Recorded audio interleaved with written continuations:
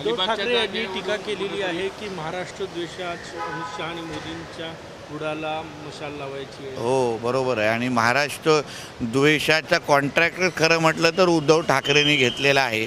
आणि म्हणून अशा लोकांच्या बुडामध्ये पहिलं घुसलेलं धनुष्य धनुष्यामधलं बाण ते पहिलं काढायला लागेल. आणि मग त्यांना पहिलं आता एकदाच पॅकअप करून लंडनला पाठवण्याची वेळ आलेली आहे. कारण का महाराष्ट्राला लागलेली कीड त्याचं नावच उद्धव ठाकरे आहे. आणि आता म्हणून ऑक्टोबरला आम्ही हे कायमस्वरूपी ही कीड काढून महाराष्ट्र स्वच्छ करणार आहोत. अलिबागच्या जागेवरून कुठेतरी दिलीप भोयरच्या माध्यमातून महायुतीमध्ये ठिणगी पडल्याची चर्चा राजकीय हे लक्षात घ्या, 3 पक्षाचं जेव्हा सरकार किंवा महायुती असते तेव्हा अशा काही जागांवर चर्चा होतेच. प्रत्येक कार्यकर्त्याला उमेदवाराला वाटतं की मलाच ही जागा भेटली पाहिजे, त्या पद्धतीने तो त्याच्या पक्षश्रेष्ठीने बोलतो. म्हणून त्याच्यामुळे काय ठिणगी पडेल, आम्ही एक दुसऱ्याचे कपडे फाडू, आम्ही एक दुसऱ्याचे डोकं फोडू असं काहीच नसतं. त्या तिन्ही पक्षाचे प्रमुख नेते एकत्र बसतील.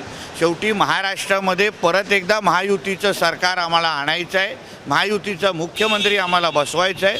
म्हणून त्यासाठी काही तडजोड करायला लागेल ती तडजोड करायला आम्ही तयार आहोत. भुजबळांचा करेक्ट कार्यक्रम करू असं जरांगी पुन्हा एकदा म्हटले. काय जरांगे पाटलांनी जेवढी राजकीय भाषा टाळू शकतात हे त्यांच्यासाठी चांगलं आहे.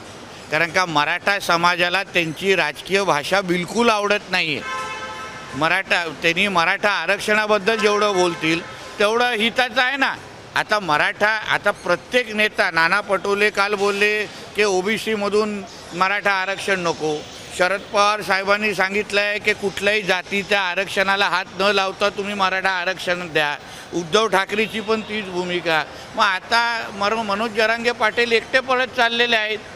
म्हणजे आता हे सगळे महाविकास आघाडीचे नेते मंडळी असतील, महायुतीचे नेते मंडळी, सगळ्या जणांनाच अगर कुठल्याही जाती समाजाच्या आरक्षणाला हात न लावता अगर आरक्षण द्यायचं असेल, स्वतंत्र मराठा आरक्षण देण्याची तयारी असेल तर मग मनोज जरांगे पाटलांनी आता त्याच्याबद्दल भूमिका ती जाहीर केली पाहिजे.